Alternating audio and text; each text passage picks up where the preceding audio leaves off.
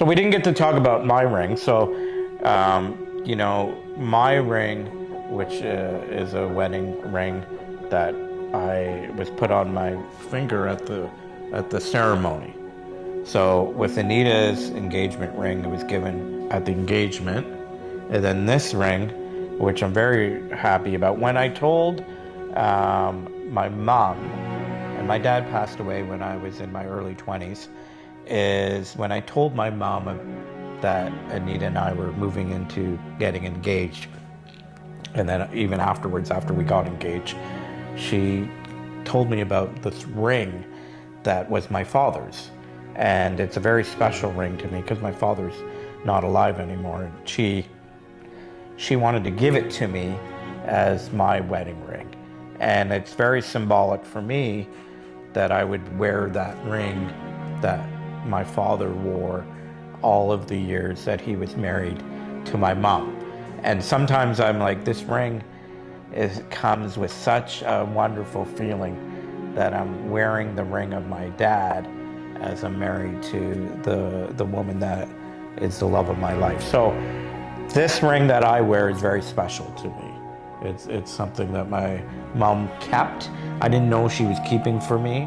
She was probably praying every day that I would find the love of my life and get married. And she's like, when is that going to happen?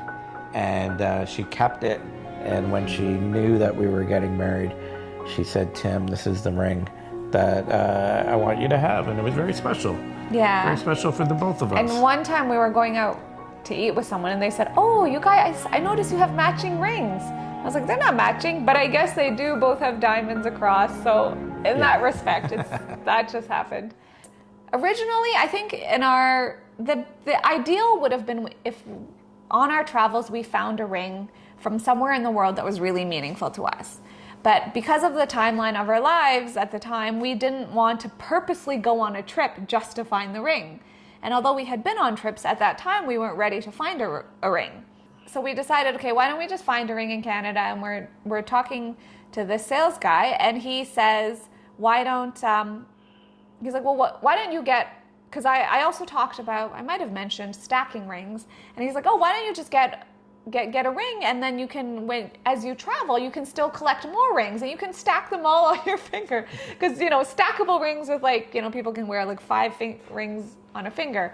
And then we loved that idea. And so that was why I also decided to only get one ring. Instead of an engagement and a wedding band, I got a ring because it's slim all the way around. It kind of serves as a band and it's got diamonds. So I felt like it serves both purposes.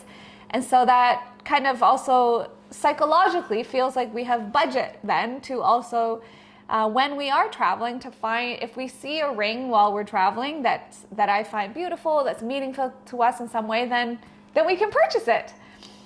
So when we went on our honeymoon in Hawaii, we did end up finding another ring. And so it kind of worked out nicely. So now I have this blue ring that I wear.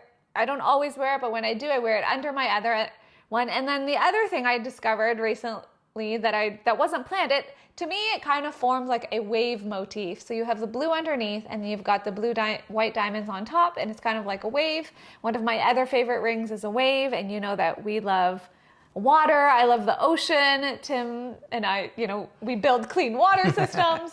So this kind of water motif is kind of woven into that, which we love.